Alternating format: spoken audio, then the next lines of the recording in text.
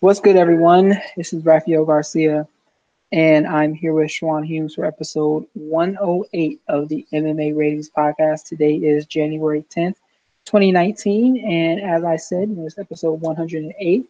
And yeah, thank you for joining us on this Thursday evening. Schwan, why don't you say hello to the people and let them know how you're doing? Hey guys, glad to be back for another episode of our long running podcast. It's a project of passion that we do for you guys because we love you guys. Correct. And we got quite a bit of passion to talk about today. It is a quiet MMA weekend, meaning we do not have a fight card this weekend, but there's still a couple of things to talk about because there's still some intriguing stuff going on in the sport. So, yeah, let's kind of go ahead and jump right on in because I want to talk about some new fight announcements, talk about some developments that are going on, and I want to start with the one and only fight announcement between Tyron Woodley and Kamaru Usman. Now, for those who are unaware, this has been a story that's kind of been brewing over the last couple of years. And the reason why I say that is because it doesn't just involve Usman and Woodley. It also involves the third dance partner who goes by the name of Colby Covington. And basically, to cut a long story short, Woodley is the current UFC welterweight champion. He was supposed to fight Colby Covington, but could not do so because of a shoulder injury. They inserted Rafael dos Anjos into an interim title fight. Colby Covington won, so now he's the interim champion. You would expect that to mean he would be the next guy to get a crack at the shot at the title, but unfortunately, he was too injured to face Woodley at the time when Woodley was ready. So that's when Darren Till came down and got himself submitted by Tyron Woodley at the end of last year. Now we're at a situation where the UFC has been trying to get Covington and Woodley in the cage together, and that has not happened. Covington recently declined a fight. The UFC claims he declined it. He says he did not. But the organization decided to leapfrog him, and they went with the Nigerian Nightmare. And Kamaru Usman is now the man who's getting the title shot at UFC 235 at 170 pounds. So there's quite a bit to break down from there. We got a couple of different things to talk about with that. But first and foremost, Swan, I want you to do your thing and break down this fight here because I know you've been talking about it a lot on Twitter. You've been talking about it a lot on this show for the last couple of weeks. Break this fight down. Let me know what you think is going to occur when these two guys meet in the cage. Well, if I'm Tyron, I'm a little upset because Covington's the easier fight. He's a more lucrative fight, and he's easier because Covington applies pressure, he uses physicality. He's not really good on the feet. He doesn't have really good defense. It basically sets the table for Tyron to use that pot shot, counter punching style he uses to blow guys out who aren't really good at managing distance or managing defensive maneuvers. Usman Usman is a more natural striker than Covington, and the biggest issue is he's a much better athlete than Covington. He might be a much better athlete than Tyron Woodley at this point. And even though he's a little how he strikes predictable, the fact of the matter is he does pay attention to detail. He shows some poise. He fights at a pace he can maintain or build on, You're and breaking he's up a little very bit. You're careful breaking in up a little bit. he's very careful in how he distributes his strikes. So he's not going to give the openings that Woodley is used to getting from other guys, and he's not going to be as hesitant or fearful of Woodley's explosiveness and his foot speed as other guys are, because he's comparable as far as the athleticism. And he's, if not a better wrestler, at least on the level of Woodley, but Woodley hasn't really wrestled anybody in years. So this is really a tougher matchup for Woodley, and I'd be a little concerned. This might be the end of his reign because this is the guy who can match him in all the areas that he usually excels in. So let's talk about this in a couple of different ways here. One, what do you think has occurred that makes Covington the bigger draw? What evidence have you seen that he is the bigger draw? I don't know that he's like a legitimate draw, but he's somebody who draws some kind of interest, and they've kind of built up the storyline over the better part of the past year and a half, 2 years. Ever since Covington started making his rise, he's been calling out Woodley. He's been bringing Woodley's name up in constant interviews. I mean, Usman really wasn't considered a title contender, not by performance or by his mic skills. And like I said, over the past 2 years, they've been building towards a Woodley Covington fight. So that fight has some legs. That fight has fans familiar with the situation. It's been built up over a period of time. In my opinion, it's much more likely to sell than Usman Woodley, which really doesn't have any sort of fan interest built up into it or a storyline to support it. Because Usman has just been considered a title contender in the last, what, 3 to 6 months, maybe? Maybe you're correct. Once again, Covington's not a big star, but you want somebody who can. Woodley's not going to say a lot of interesting things. He's just not that charismatic in that manner. You need somebody who you can play off of. Covington's a guy you can play off of. He'll say something outrageous. He'll say something crazy. He'll call someone out. He'll make some kind of. He'll cut a promo. Usman's not going to cut a promo. That's not Tyron Woodley's style either. So who's going to be the guy to help build those pay-per-view sales? Who's going to be the guy to say something kind of interesting that might get the fans' attention? Who's got any sort of attention on them from casual and hardcore fans? Covington, Usman, and Woodley have been proven that they don't draw interest. Yeah, I mean, I agree with you there. While some people may not be fans of his antics and fans of the things that he does and says, he is someone that has grown to become an interesting draw. And I don't want to say a draw, just an interesting character in the sport. So it'll be intriguing to see what happens to him in the future, because you see that he's talking about supposedly a Darren Till fight, even though his manager is saying otherwise. We'll come back to that in a second. But before we go over that, I want to talk about Usman, because do you think it's interesting watching him and Woodley go back and forth on Twitter, because Woodley's going out of his way to call him everything else close to an Uncle Tom, close to a Bojangler. He's going out of his way to call him everything else but that, without quite saying that. So, do you think him being Usman, staying active and kowtowing to the UFC's kind of aggressive schedule, do you think that continues if he becomes champion, or will we see him take a step back and look out for Usman first and everything else second? Um, I really don't know. I mean, guys talk. I mean, historically, as we've seen in boxing and mixed martial arts, guys talk one way on the way to the title. Then once they get the title, their whole perspective on what they should do, who they should fight, how often they should fight, would they get paid, what they should get paid, changes dramatically. Conor McGregor's a little bit different after he won the title. Rose Namajunas was a little bit different after she got the title. Tyron Woodley has probably been the closest guy because he kind of sat out and waited for his shot. But even, he said he wants to defend the title, and he did. But he wasn't calling out the next contender. He was calling out a big name fighter.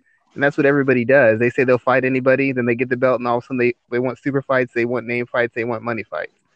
So I'd have to assume that Usman would follow suit. I mean, look at Henry Cejudo. He won it. He called out TJ Dillashaw. He wasn't even trying to defend the title in his own division. So it's just a trend now. I assume Usman, if he won, would start looking for super fights or looking for big money fights as soon as possible. So you think he'll kind of change up his narrative and go back, or not gonna say go back, but he'll take a stance where he'll be looking out for number one first, rather than doing what the promotion needs him to do. It's a thing that plagues all combat sports, because in other sports, if other guys benefit, you also benefit. If that other wide receiver gets paid, you get paid. If they pay this second round draft pick this much, that means you might possibly get paid this much. In boxing and mixed martial arts, nobody's looking out for the other guy. It's literally what's best for me. And the only time guys think about the division or they think about other people is when they're not in position of power. When they're not getting paid, fighter pay sucks. As soon as they get paid, they get quiet. When they're not getting a title shot or the division's held up, it's not fair. You're holding up the division. The super fights suck. I would never do this to the fans. Then they get a title fight, and all they want to do is fight retired fighters or fight people a division above or division below them so they can make money. It just changes, and I get it because combat sports are very short and there is a high risk in it, but I can't take any fighter at their word anymore because every fighter, no matter how high a character they've had, has changed their tune. As soon as they've gotten to a title shot, or gotten into the realm of discussion for a title shot. So I totally agree with you there. I think it'll be interesting to see what happens, especially with Covington, because he was talking a lot of mess, not mess. He was talking a lot to he's been talking a lot about how the UFC should cut him, how they should release him, how he's not going to do what they want him to do. And I wrote a piece about this that should be going up within the next couple of days about how his next fight is going to be in the UFC, regardless of the fact, because we know how the contracts are structured. We know how the situation plays out. No one who, even the Diaz brothers, who have more clout than he, can't flex on the UFC the way that they think that they can. So Covington is going to fight in the UFC. It'll be at some point in time. He can sit out if he wants to and not get paid, but he's going to fight for that promotion at some point in time. Do Let you me ask you think? a question. Well, hold on. Sorry. But let me go. Do you think that he's going to become a martyr or a increase his fan base over this? Because anybody who tries to stand up to Dana White, they become like an anti-hero or cult hero to the MMA fan. Do you think that this will help his perception with the fans who may have turned their back on him? I just don't know. It's like everybody who's kind of had issues with Dana White has kind of already had a fan base. Like Tito Ortiz had issues with him, but Tito Ortiz was already kind of a celebrity. Who else has that issue? Aldo had issues temporarily, but once again, Aldo's huge in Brazil. He's huge. He's huge to a certain segment of fighters. I can't really think of a whole lot of guys who've had issues with Dana who didn't have some sort of stable foundation and fan base on which to build on. In the case of these guys, they don't. I just don't think they evoke the emotion. They don't evoke it from the casual fan. They don't evoke it from the hardcores, and once again, they don't evoke it from their own community. So it's hard to say that they can build a fan base off of that. There's a lot of people who support them. There's a lot of people who respect what they do, but there's not enough people who are willing to put down their money specifically for them, and that's where all this gets lost. And you have to be. It's not when people say, "Well, I like this guy and I support what he does, and he's talking sense." Okay, fine, but are you willing to put your money down on that person's behalf? Are you willing to make sure that show gets a rating? Are you willing to make sure that show gets sales so many pay-per-views? Are you willing to call in 1,000 times and watch a video 1,000,000 times? Are you willing to do that to get your point home? If you really want that person to get attention, to get paid and have some freedom and be talked to with a certain amount of respect, you have to do what these companies respect, which is generate money. So if all these people aren't willing to sacrifice their hard-earned dollars, then they're just it shouldn't be necessary, but it's just the way it works. You want your guy to get his be respected, you have to put him in a position where he has to be respected. And winning's never been enough. It's how much money you generate, especially in combat sports. You can generate a bunch of money, they have to respect them. They have to talk to him at the big boy table. But if they can't generate money, they don't ever have to be really respected. They don't ever have to be talked to a certain kind of way because there's no loss if you lose that guy. That guy loses, that guy is out of the sport, isn't making me money, doesn't cost me any money. I'm glad to be rid of him. But if you have a fan base that's making you felt financially, they have to respect you. They can only talk so crazy to you. Dana knows who he can pick on. He knows who he can push. He don't talk to Conor McGregor that way. Never talks to Conor McGregor that way. Didn't talk to Ronda that way either. Even though he doesn't like Cyborg, he's very careful in his criticism of Cyborg because Cyborg has a solid fan base. These guys don't, and I can't imagine them building up a fan base as a result of this kind of thing. I just don't think it's going to happen. Okay, last question about this topic before we move on. If you were Darren Till's in his corner in his management, who would you have him fight next if he can't get to that title shot that he thinks he deserves? I just don't even know if I'd have him stay. I mean, is moving up to middleweight a potential option? Yeah, you can do whatever you want. Who do you have him fight? And well, middleweight doesn't have any names either.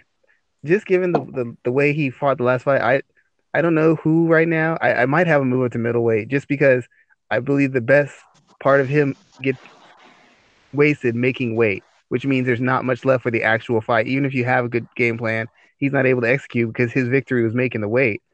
So unless they figured out some new kind of way where he can make the weight and make it safely and functionally where he can perform, I don't even know if I keep him at welterweight. It just seems like too much of a risk. He had a very one-sided, embarrassing loss after coming off a a split decision win. He barely won against Wonder Boy, missing weight, and then he makes weight and he gets totally crushed. I don't know that I keep him at welterweight, and I don't know who's the big enough name at middleweight, but a good enough matchup where I can match him and get him an easy win and kind of work him into the division. Maybe what's that? Who's the judo guy who used to fight? Oh, I can't remember his name. Um, he's an Australian guy, or maybe like Chris Camozzi or somebody who's not too risky. But right now, I don't know. I don't know. Chris You put him in a Mosey is high fighting profile. in Glory now. Okay, well, there you go. I don't even know the. I just don't know that you can put him in with a top end welterweight because I don't know if he's going to make weight, much less perform if he does. And you'd have if you put him in middleweight, you can't put him in with a big gun yet because he needs time to acclimate to the weight class to show that he can compete. But right now, I don't think you can put him in a welterweight fight. You just don't know what you're going to get from him. And if he misses weight by another 5 pounds again. What's that going to do for him? What's that going to do for the professionalism of the UFC? Not that it matters nowadays, anyways. But I'm just saying, if they were trying to be professional, I mean, there isn't much you can say about the professionalism as it is now. it's the only one with only league where the commissioner literally talks trash about his own, I guess, employee slash independent contractors. Oh, before we get out, I had one question I wanted to ask you. Go ahead. Go ahead. Um, Tyron, basically, he's been facing, for the most part, he's faced a lot of, I guess, blowback because he's been calling out racist fans and stuff of that nature. But facing someone like Usman, I know, like you said before, he's been kind of tiptoeing around. It's like he's almost calling him a certain kind of black person, and I'm like, how Say that dangerous is again. that? Say Like, that you know again. how Tyron's been kind of tiptoeing around calling Usman and Uncle Tom, kind of calling him out. How dangerous is that for him to try that? I mean, that could turn on him really quickly. Oh, easily, easily. You know, it just, I mean, he's had the advantage against Stephen Thompson. Thompson can't say nothing. Thompson's a clean cut white guy. He can say nothing about racism or nothing about the issues that Woodley brings up. Woodley can't use that line of attack on Usman. And in fact, it could be perceived as that whole crabs in a bucket thing that they say about large segments of black people. Like, why don't you want this guy to have his shot? That's a Why do good you care point. that why do you care that he gets shot? So you want the loudmouth, disrespectful white guy to get paid and get a title shot, but not this guy? I mean, this is That's a very, very, very good point there, Schwan. I hadn't even thought about that. I'm just saying, like, it could get really iffy for him if he says the wrong thing. And trust me, even the racist fans will jump all over it, and he'll have the minority fans and the non-minority fans jumping on him. Even though only one group will really have a concern for it, both groups will find any the other group will be just looking for something to attack him with. And he might serve himself up if he's not very careful in what he says. Very true. Very careful. That's a good point. I hadn't even thought about that. Let's move from one African American champion to another, and John Jones, who is now booked to face Anthony Smith. I'm not sure what event that's scheduled for, but Anthony Smith is his next challenger at 205. What do you think about this? And we're going to talk about one other aspect of this too as well. But is this a lot of people are calling this a one-sided affair, that it'll be a landslide, but I don't quite agree. I think it'll be more intriguing than people are willing to bet from the start.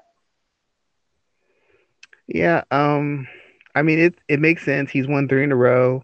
They've been fairly high profile wins. He beat a former title challenger. He's beat a legend, and I forgot who else he beat on the way up, but it's been three decisive wins, and it's been pretty high profile. And he had the kind of back and forth with Jones after Jones won the title, so it makes sense as far as they need a body and they need someone who can at least take what Jones has to offer to make it entertaining in the way that John Fitch versus GSP was entertaining because Fitch just kept on coming. But as far as a technical basis, a strategical basis, athletically, this this isn't a very competitive fight. And if you're talking about selling the fight, only thing that's going to sell it is John Jones. They're just depending on John Jones. They're saying John Jones can sell with anybody or sell a certain amount with anybody. Because Anthony Smith isn't a fan favorite.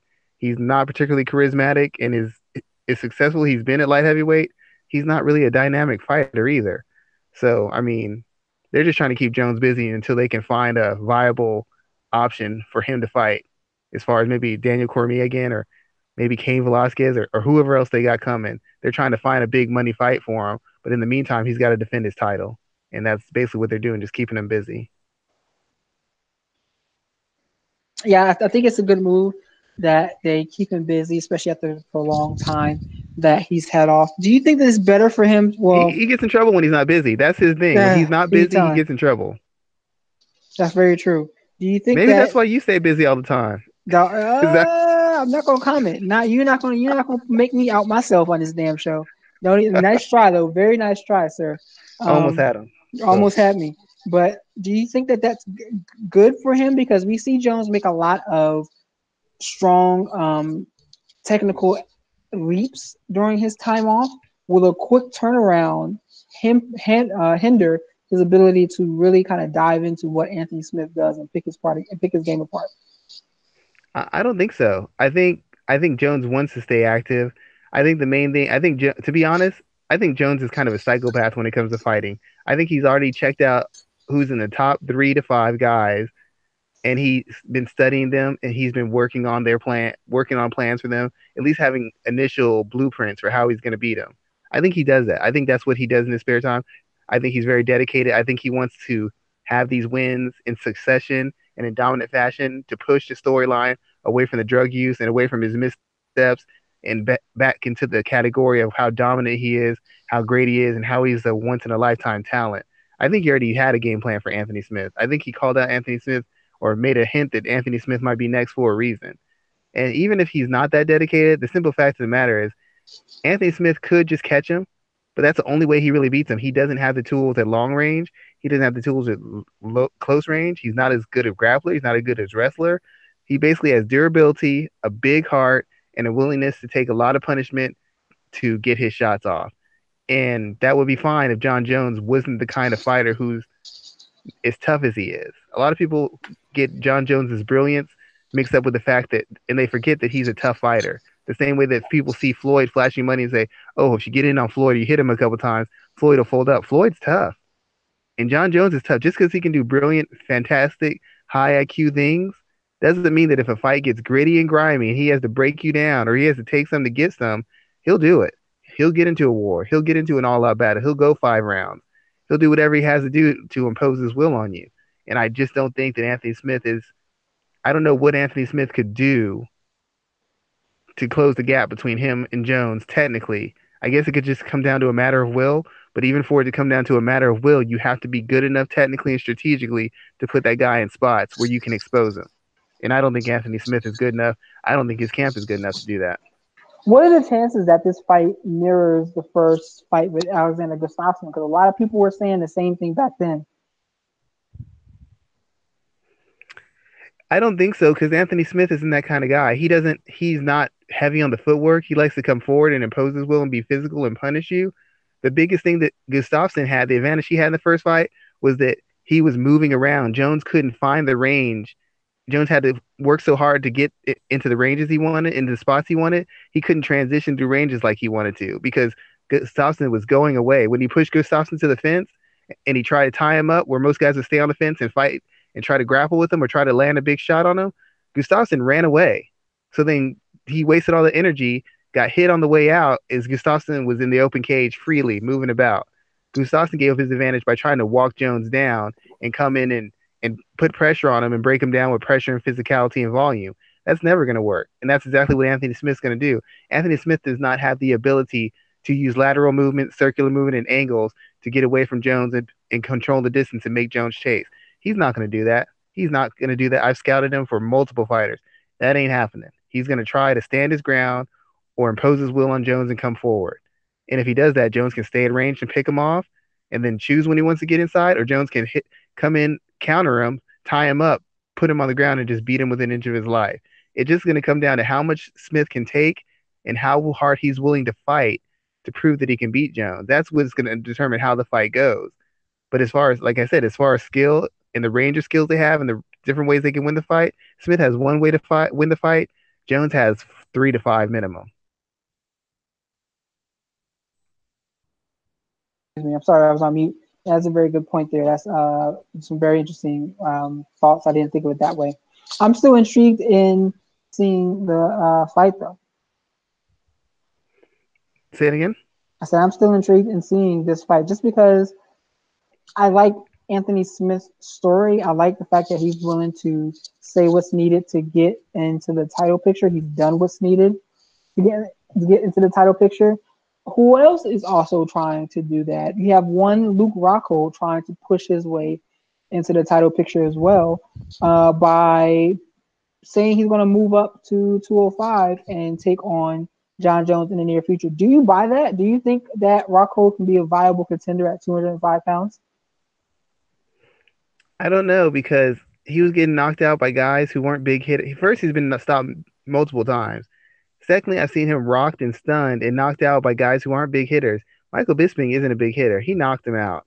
David Branch is not a big hitter. He had him stumbling, begging for his life. And then Yoel Romero just wiped him off the face of the earth. Athletically, Luke Rockhold has the explosiveness, the power, the agility, the balance to face anybody and to make anybody have issues with him at middleweight or light heavyweight. He's that dynamic of an athlete. The problem is he's got holes in his game as far as his boxing, his footwork, and his defense, which further highlights his inability to take large amounts of punishment. Now, hopefully, moving up to light heavyweight will make him a little bit more durable physically, but that's not going to eliminate all those problems. He'll have athletic advantages over guys, but he had athletic advantages over guys at middleweight. It's not going to make up for the lack of defense and for the lack of situational awareness. It constantly gets him hit by guys who are largely inferior to him athletically. So I think he can make some headway there. There's lots of guys he can knock out. There's lots of guys he can just outclass. But his defense has historically been so bad, and his chin has been so bad that any one of these guys could catch him once and put him away. And that's what's going to make his fights interesting. He could be winning a fight 98% of the time, and then get clipped, and that's it. Whole fight's turned around. Yeah, I'm that's hoping awesome. the move. I'm hoping the move helps him as far as his durability and his energy levels. But until I see it, I can't bet money on it.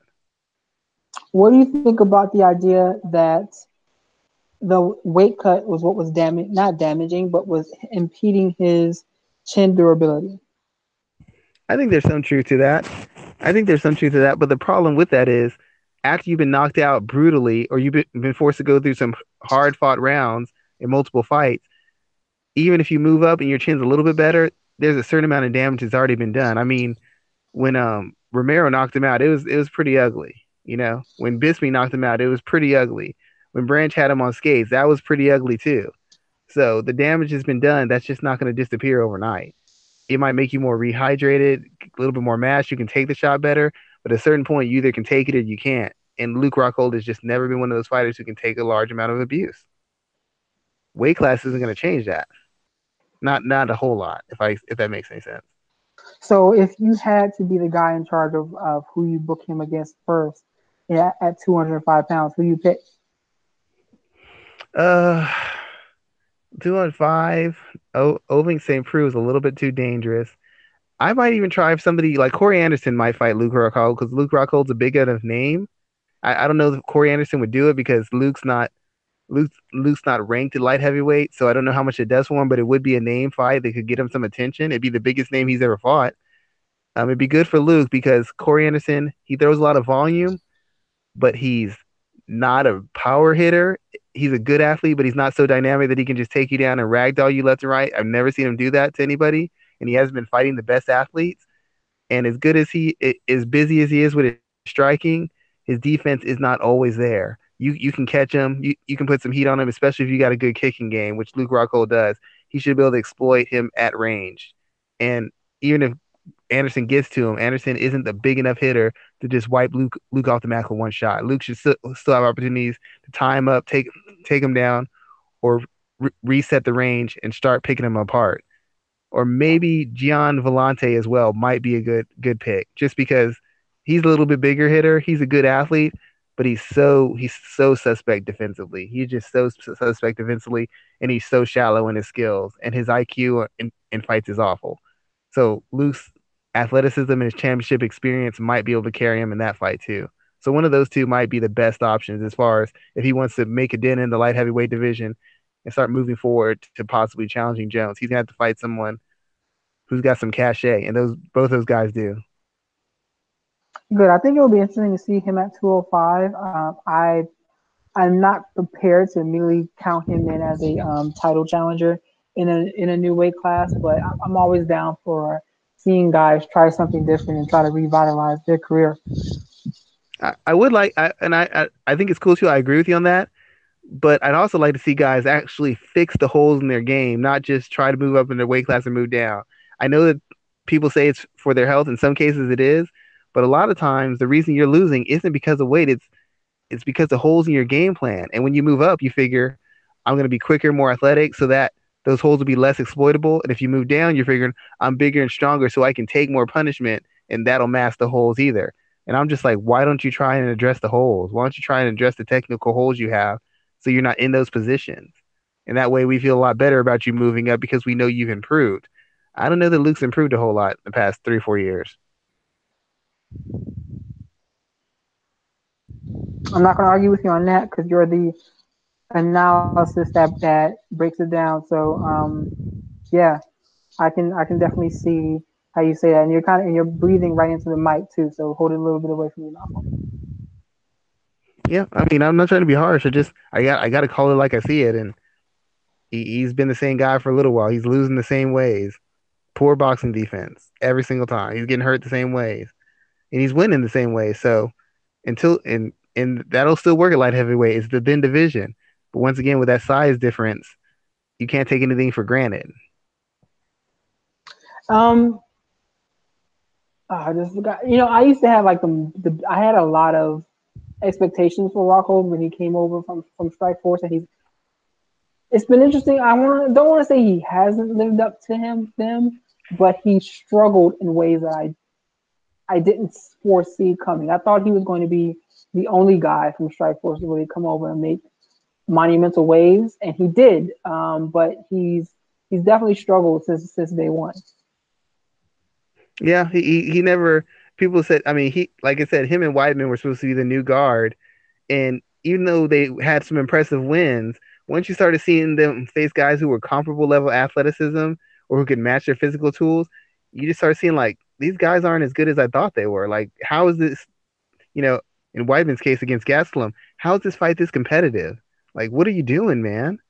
And then when you saw Rockhold against Branch, or you saw him against Bisping the second time, you're just like, this shouldn't be happening. You're supposed to be like the apex predator in this division, and you're going life and death with guys who can't punch, who are second or third tier light heavyweight, like excuse me, second or third tier middleweights. How is this happening? So it is this. He's shown flashes, but he hasn't shown the consistency or the effectiveness that you would expect from a guy who had his kind of accolades and hype coming over from Strikeforce. He was supposed to be that guy. Definitely was supposed to be that guy. Let's talk about some of the other fights that were announced because it wasn't really a whole bunch of news that came out this week. But there's the fight between Michelle Watson and Carolina Kowalskiewicz for UFC on ESPN2. And you think that Carolina has the path to really get a big win here? Break that down for me and tell me why. Well, first of all, Michelle Waterson isn't even in the top three of most difficult opponents that Carolina Kovacevic has faced. She'd be Kowalkiewicz, four or okay. five at best. Carolina is the best fighter that Michelle Waterson will have fought in the UFC since she's been here. They've really moved her appropriately. They fought her against girls who have some Well, athleticism and some. she's fought the champion. So you think that Carolina is better than the other champion? Michelle Waterson hasn't fought the champion. She fought Rose Namajunas. Yes, she did. Oh, excuse me. Yeah, she did. She got. I mean, if you can call that was more like an assault, dude. That wasn't really a fight. Yeah, she got dropped and she got choked out. I will take. You know what? You correct me on that, and you're right. Then Carolina will be the second best person she has fought. And I guess in a sense you could say Carolina's the first because Carolina's beat Rose, whereas Michelle Waterson did not.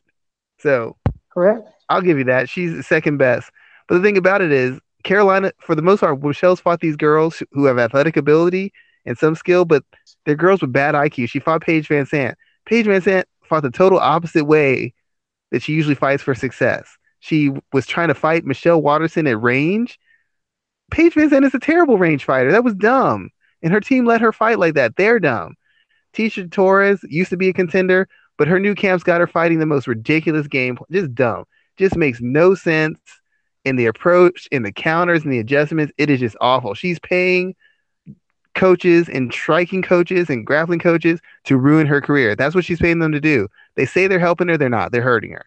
And she fought Courtney Casey, who has the worst IQ in WMMA, the worst. She's the only fighter who is big, who's like a national level athlete, top in size, athleticism, and explosiveness, who when you take her down, instead of getting back up, will sit there and try and get you with arm bars and triangles and literally lose rounds because she's laying on her back trying to finish you when she's not even close. Just ridiculous. So they had Michelle facing these girls who had physical tools but did not have the mental game. And for somebody with Michelle's pedigree, she's a former world champion. She's been in this game for what, 10, 12 years? She's competed in different combat sports. She's competed at the highest level of this sport. She could exploit these girls' lack of IQ. She could exploit their lack of poise. She could exploit their lack of variety in how they fight. Against Carolina Kovacevic, Carolina's once again inexperienced, but the thing is, Carolina fights true to her type, and she generally doesn't lose when she does so. Carolina likes to apply pressure. She likes to be physical. She likes to get her hands on girls and break them down and overwhelm them with volume, then break them down with physicality, size, and physical strength. That's what she's going to do against Michelle. She's not going to stand outside and box Michelle and kickbox with Michelle.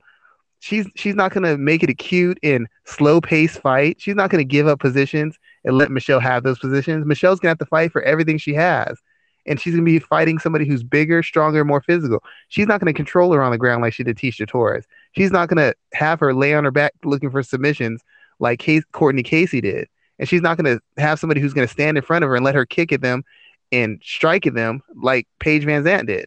She's going to have to really fight for this. And I don't believe that Michelle Waterson has the durability nor the power to keep Kovacevic off of her.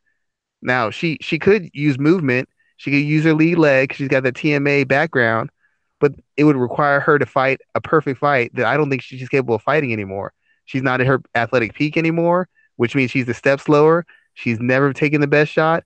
And once again, she does not hit awfully hard. And she's not all that great defensively against a volume striker who's physical and wants to get her hands on you. And she's taking shots from the biggest hitters in the division and for the most part held up. It's really a bad matchup on a lot of levels. Claudia Gadelha couldn't scare her off. Rose Namajunas couldn't scare her off. She walked her down. And Andrade knocked her out, but Andrade landed like 6 or 7 of the heaviest right hands you'll ever see in her life. Any one of those would have knocked Michelle Waterson out. It took her almost 5 or 6 in a row before she took out Kovacevic. Claudia Gadelha submitted her though. Huh? Yeah, she did submit her, but Michelle Waterson's not as good a grappler. Michelle Waterson is not as good a wrestler. If Michelle Waterson just comes out and takes Kovacevic down like that and can hold her down and finish her, I'll be surprised. I'll give her all the credit in the world. I haven't seen her be able to do that. She had a hard time holding Tisha Torres down. She had a hard time holding Courtney Casey down. Dynamo though. I can't hold Tisha Torres down. But true enough. But if you're having a hard time doing that, Kovacevic fights at a higher pace and is more physical than Torres. So let's break this down a little bit more here, because what I think is interesting is that I feel like Kovacevic is in a position like kind of like Claudelia is, where she isn't anywhere near a title shot at any point in time in the future. Even before she lost to Andrade, she was winning. She had 1-2 fights straight before getting smoked. But I don't think that she's on the path to getting another title shot in the near future. I think that this is a fight that the UFC would love to have Michelle win, because they would love to put her front and foremost in the. It is. It's the best matchup she has for winning a title fight, because technically she's a better striker than Kovacevic. If you want to go by technique, she should be a better grappler. But the biggest problem I have with Michelle is she's really an atom weight, and her issues with physicality keep showing up repeatedly in these fights. So let me ask this: do you think they'll ever bring the one? I don't think they will. Do you think they'll ever bring the 105-pound division in for her? I think they've been considering it. I if she was younger, I would say definitely there would be. At 140, they're going to get rid of featherweight. Why not bring an atomweight? There's better fighters. They can get world-class fighters from all over It's a deeper division. It instantly would be the second best women's division in the UFC automatically, if not the first one. It just has more women in it, and a lot of girls would drop to fight in it. You think so? I just I think the like UFC. Go like ahead. right now. Like strawweight is one of my favorite divisions right now, just because I think that they put on some damn good fights. They do, but certain girls are like Carla Esparza is at a severe disadvantage. She's a wrestler type, but a lot of girls who aren't as good a wrestler as her can defend her takedowns because they're so much bigger and stronger. They've got decent wrestling. But when she's giving up 10 to 15, 20 pounds, they can just power out of stuff. They can get the underhooks and pull her up. Even if she's in on their hips, they can power her off. Angela Hill's another one. She can hit hard enough because she's so athletic and explosive, but she can't catch. And when they start hitting her back, she starts getting broken down real quick. It's the same thing with Michelle Watterson. You saw what happened when Rose kicked her.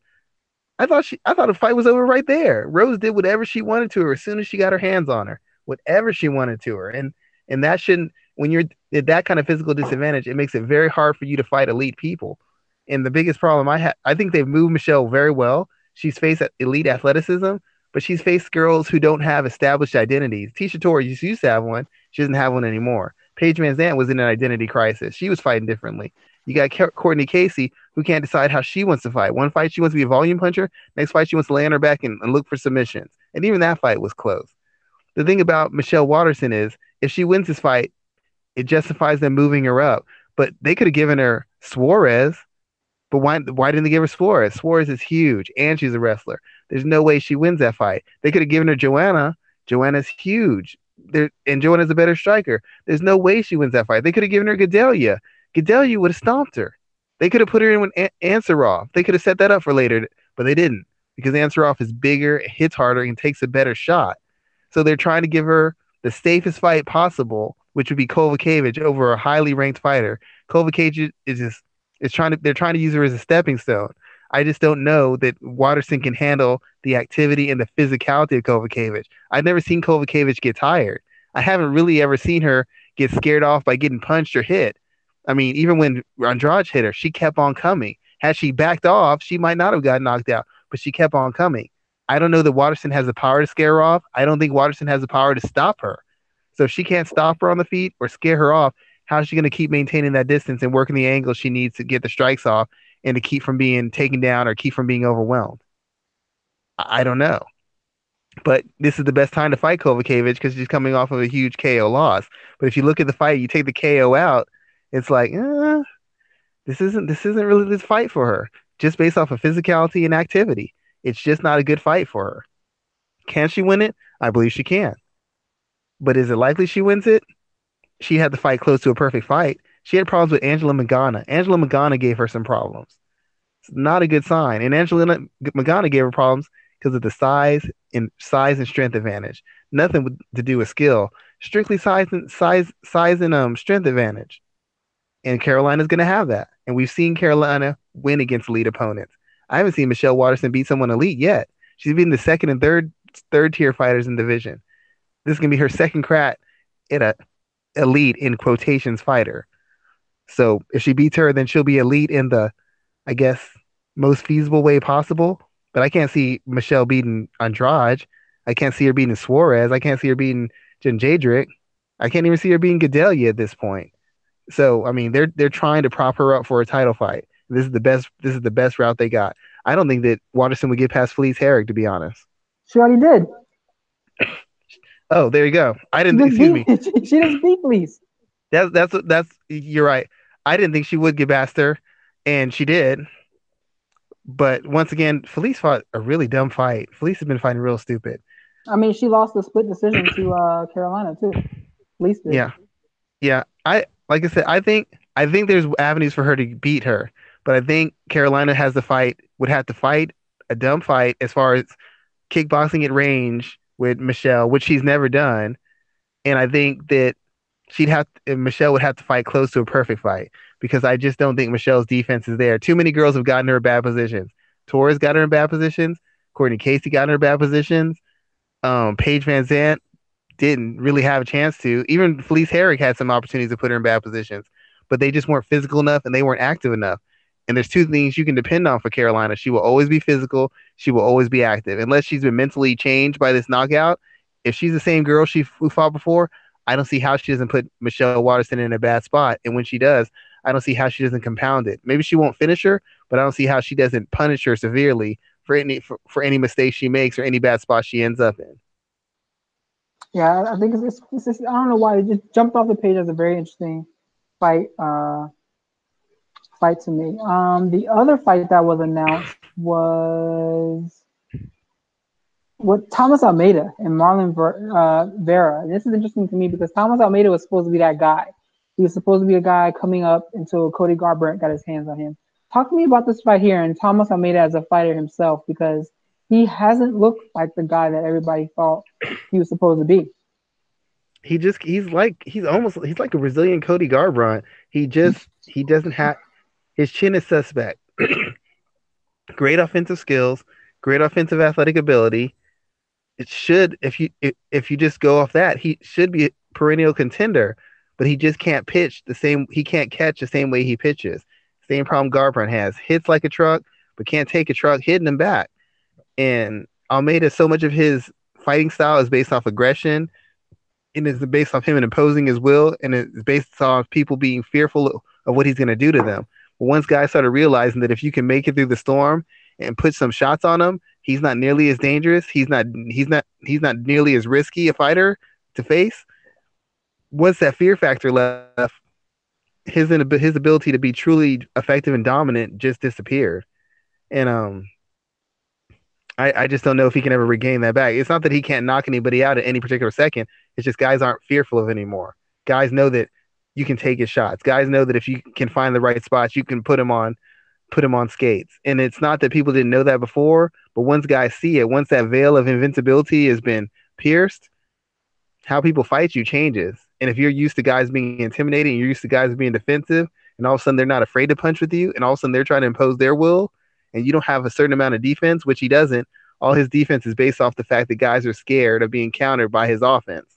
So now once guys aren't as scared or fearful, you have to defend a lot more. You get pressured a lot more. You have to work a lot harder. And for a guy like him, a lot of his defense and a lot of his accuracy on his offense falls apart. So he's always dangerous. He could always be a top 3, top 5 guy, but his lack of defensive awareness and discipline and his lack of physical durability is just gonna keep costing him at the highest levels. It's already cost him before, and I have to believe it's gonna cost him moving forward. There's just too many guys who can hit, take hits, and are just more disciplined strikers than he is. And what's interesting is if you look at his record, had the he had the loss to Cody Garbrandt, which is a KO. Then he defeated Albert Morales via TKO, and since then he's fought big hitters and Jimmy Rivera and Rob Font, and both of those did not go well for him at all.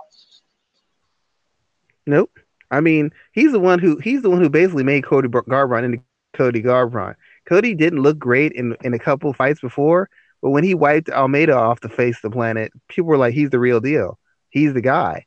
That's basically one of the fights that really made people think that he was a legitimate title contender because he just devastated this guy so quickly. And the funny thing is, had that guy landed one hard shot on Cody, Cody might not be the guy who he ended up being in the first place because it's been shown it doesn't take a killer punch to put him out either. It just when you're used to guys fighting you a certain way and you're used to having that feeling of being invincible and blowing guys out, once that gets changed or once that's been taken away, and you're not allowed to fight at the pace you want or the range you want because guys are no longer scared, it forces you to go deeper into your bag of skills. And if you don't have a deeper bag of skills, you're just going to get exposed again and again and again. You have to have a plan B.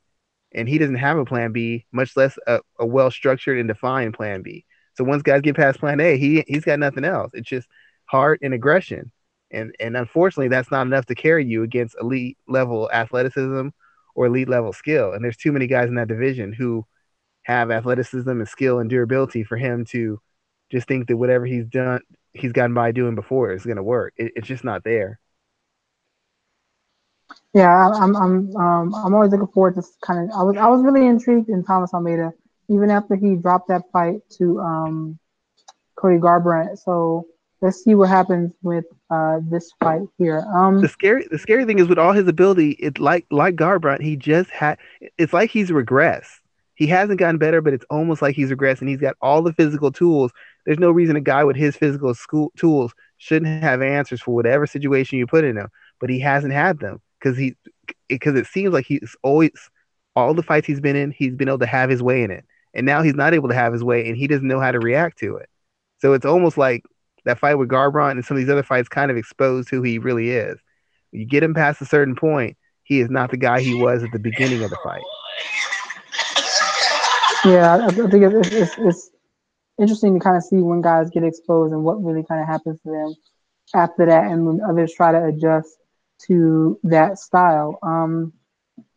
What else are you looking forward that came out this week? There wasn't a whole bunch of breaking news because, like I said, it's been a lull. We're back to action next week. But what else have you been kind of been watching and keeping a close eye on? I thought it was funny how I think somebody on Twitter said it's breaking news that John Jones was clean on his drug test. I just thought that was really funny. Like, wow, is this the level we've gotten to now where just being clean is breaking news? It's just funny to me. I don't Yeah, have I a lot saw of that too. I don't have a lot of things that the thing that always interests me, no matter what period of time we're in with the UFC, is two things. One, Dana White's control over mixed martial arts. It's very interesting how this guy who does not have a fighting background, didn't coach fighters, he just gets to say what he wants and do what he wants so freely. And people just cave into it and people just cater to it until they don't get what they want. In which case, then they start saying the same thing everybody else says about Dana. But by that time, it's too late. It's funny seeing fighters constantly fall into the trap of Dana's cool, he's on my side, and then you piss him off, you don't take a fight, you refuse a fight, you get injured before a fight, and all of a sudden he turns his sights on you, and then instantly guys see what it's like to be outside of Dana's good graces, and they see how hard it makes your career, and they see how hard it impacts you as far as sponsorships and potential money you can make. And guys fall for that trap every single year. They fall for it. Me and Dana are cool. Dana really cares about the sport, but a year later, he's in my way. He's controlling. He's taking away title shots from me. I just want a fair opportunity. Dana never supported me, and it's like y'all fall for this every year. Y'all fall for this. Nobody ever learns a lesson from it. And the last thing is the constant struggle with the fighters about getting better pay and better opportunities. It's very frustrating for me to see fighters because fighters get on fans for not fighting the battle for them, but fighters never want to put their neck on the line. They just never want to put their neck on the line. Nobody signed the Project Spearhead cards for Leslie Smith. Nobody wants to speak out on Dana or the UFC or MMA managers until they get into a better position. Everybody wants to talk about money until they get theirs, and then it's screw everybody else. It's just so funny that they want fans to get upset over something that they don't care enough about to take action on. It's like if my kid failed a class and then she wants me to be upset and go talk to her teacher. You had 9 weeks to get this passing grade. So you didn't want to work it all for 9 weeks, but now you want me to go in there and plead your case for a grade? No, dude. I'm not fighting harder than you're fighting. If you don't want to fight for it, why you got me out here fighting? Why you got to go out here and spend money and spend time to get you a passing grade when you had 9 weeks to find a passing grade for yourself? That's how it feels with fighters. They complain to fans, they complain to news outlets, but nobody's willing to take a stand. Nobody's willing to put their money where their mouth is. Nobody's willing to walk away to prove the point. But they keep hoping that other people will fight that battle for them. And as I said before, nothing changes unless somebody makes a sacrifice, and nobody wants to make a sacrifice. Everybody wants to be win. Everybody wants to be a winner. Everybody wants to get paid, and that's just not how it works. So it's constantly frustrating to me to see this year to year, week to week, day to day. It doesn't matter what fight camp's going on, what fight event, what big event, what matchup. At some point, the issue of fighter pay comes up. At some point, the issue of the fighter value comes up, and they make all these vague statements, but nobody wants to make a move necessary to spark the changes needed to help the fighters down the line. And it's just funny watching it. It never changes. It's just a countless cycle. And we've had this conversation before, and we'll have it again. But the only thing that's not going to change is how the fighters handle the situation. And it's just stunning to me. It's just stunning that it's been something that's going on for so long, and they've made no headway into it. We're still where we were 5, 6, 7, 8, 10 years ago. It's gotten no better.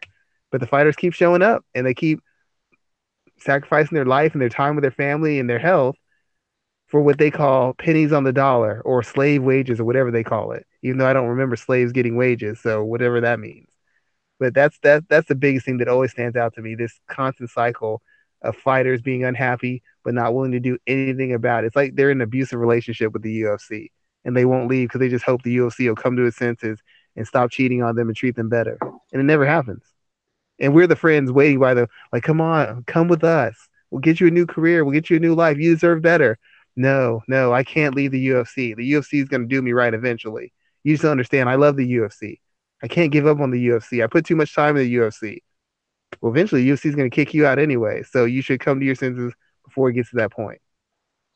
Very true. I think we're headed to a point where I don't know, man. I think that this is the year where somebody pushes hard enough for the beginning, for the precursors of change. Do I think it'll be easy? No. I think it'll be a fight. Hell yeah. But I think we're headed to that point where we can begin to have those conversations because more and more So, people are kind of standing up, and you're seeing what athletes in other sports are getting. These guys are getting smarter day by day. And I just think that it's going to get to a point where someone's going to begin standing up. And I think that this is the year where we're going to start to see some of those things happen. well, somebody's gonna have to be willing to risk their career. Somebody's gonna have to be willing to make the ultimate risk with their career. Nothing changes until somebody takes some huge risk. I don't know who's willing to take that risk. Everybody keeps That's a good point. re-signing with him. Who That's a who good who point. takes it? Everybody keeps re-signing. I don't UFC's think terrible. anybody. Why did you just re-up for a 4 fight contract? Well, where else is there to fight? Are you trying to make change or are you trying to keep money in your pocket? It you have somebody has to make a change. You want better when issue with black people, somebody had to go to jail, somebody had to get hosed, somebody had to have dogs attack them. That had to happen. For women to get better rights, something had to happen. For people to get caught and turn in predators and abusers, someone had to make a sacrifice. And it seems like in fighting, nobody wants to make one. Everybody just wants to wait for somebody else to make one while they complain on the sidelines. I can't respect that, dude. I just can't. Because if this was if we knew a regular person who was always complaining about their pay, it was underpaid and didn't have health insurance and was getting screwed over, and they kept on complaining but wouldn't do anything, what would you do? You stop talking to that person. It'd be like do something about it or shut up. But for some reason, everybody gives fighters these paths like, well, they're fighters. What does that mean, dude? You have a family, you have a girlfriend, you have a kid. Don't you need to make more money for them? I mean, if they're not paying you enough money, shouldn't you get a job where you can take care of them? I mean, I don't know. Maybe it's just me. Maybe I'm just looking at this from a real life perspective, and real life doesn't apply to those guys. Maybe that's what it is. True, true. Oh man, this I'm dying over here, dude. What else are you looking forward to this week? What are you working on for the fight fans? Let us know where we can find your content. I'm gonna start writing again. I've got a couple things I'm just working on. I'm gonna start trying to. Well, the worst part about being an MMA fan is you never know what fight is gonna come off before someone gets injured. So it's almost impossible to write anything in advance over fights. So I think I'm gonna kind of explore fighters and potential matchups and kind of give some early analysis and early breakdowns on where somebody's trending. That seems a lot easier than making articles based on actual fights because every week someone comes out or gets hurt or pulls out or something happens or gets flagged by USADA and ends up canceling the fight. So you just can't depend on the card until you're at the event and the people are walking in the cage to actually fight. That's just how this sport works. But you can always find me at Black Jordan Breen on Twitter. Always talking mixed martial arts. Usually I make random threads about individual fighters or individual camps. Always want to answer any and all questions. And you'll start to see my stuff back on MMA ratings. Probably in the it next couple weeks, maybe the next month at the worst. Yeah, and I'm covering a bunch of stuff as usual. Some grappling this weekend. I want to look into covering and some professional wrestling writing as well. But it should be a pretty low key weekend as we head into next week's fight between TJ Dillashaw and Henry Cejudo, which we will preview on next week's episode.